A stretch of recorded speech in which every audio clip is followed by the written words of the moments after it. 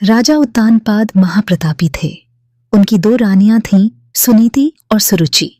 दोनों के एक एक पुत्र था।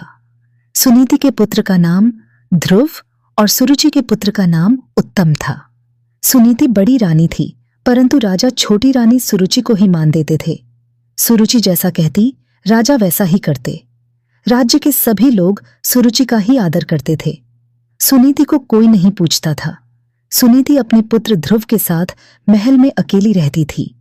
एक दिन राजा उत्तानपाद दरबार में बैठे थे। नृत्य गान हो रहा था। सब प्रसन्न थे। राजकुमार उत्तम राजा की गोद में बैठा खेल रहा था। इतने में खेलते खेलते ध्रुव भी वहां आ पहुंचा। पिता की गोद में उत्तम को खेलता देख उसकी भी गोद में बैठने की इच्छा हुई। वह दौड़ता हुआ गया और राजा की गोद में चढ़ बैठा। पास ही खड़ी रानी सुरुचि को यह अच्छा नहीं लगा। उसने ध्रुव को राजा की गोद से उतार दिया।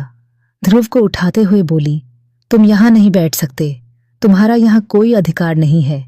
ध्रुव जिद करने लगा। सुरुचि बालक के भोलेपन पर क्रूरता से हंसी और बोली, तू मेरा पुत्र बनकर आता तो यहां बैठता। अपने पिता का प्रेम पाने के लिए तुझे दूसरा जन्म लेना पड़ेगा।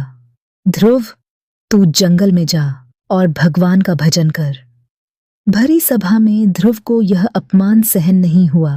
वह चुपचाप वहां से बाहर आया, दौड़ता हुआ मां के पास गया और उसकी गोद में मुंह छिपाकर रोने लगा।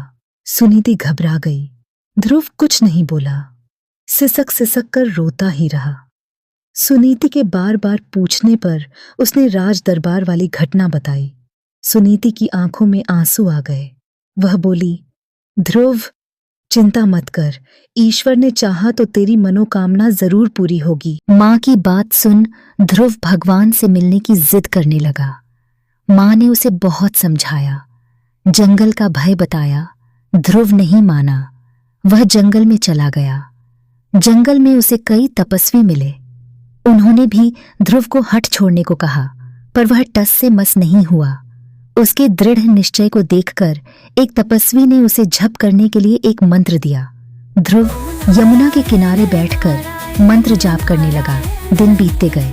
पहले वह कंदमूल खाकर रहने लगा, बाद में केवल पानी पीकर तथा अंत में निराहार रहकर भजन करने लगा। उसने एक पैर पर खड़े होकर जप किया। जप करते 6 महीने बीत गए। मंत्र जाप के अलावा उसे कुछ याद नहीं रहा।